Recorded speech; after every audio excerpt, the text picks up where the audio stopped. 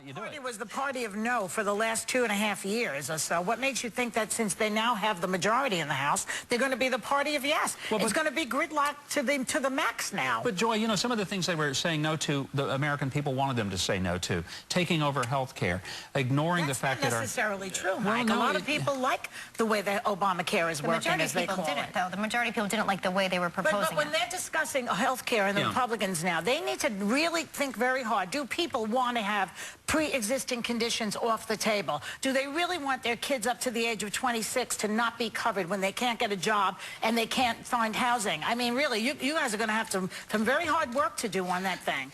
But also some very important work in recognizing that you cannot add 32 million people to a system, take $500 billion out of it, and add the level of benefits and do that for less money. Okay, that was disingenuous. Let me have one follow-up question, please. Sure. In this case, this is one thing I want to say, because I'm interested in the deficit and reducing it and if also. I run, you are going to vote for me. And I will be your running mate. Right. Yeah, right. But that ain't happening, I know. Warren Buffett, one of the great gazillionaires in the country, sure. and a lot of 40 other of the nation's multimillionaires have come out and said that they would like to be taxed. They would like the rich to be taxed. Now, what is wrong? If the millionaires say they want, take my money, why is the Republican Party against that? Well, no, here's the deal. He's not a millionaire. He's a billionaire. It's not going to affect his lifestyle. There's 375,000 people in America that make $1 million a year more.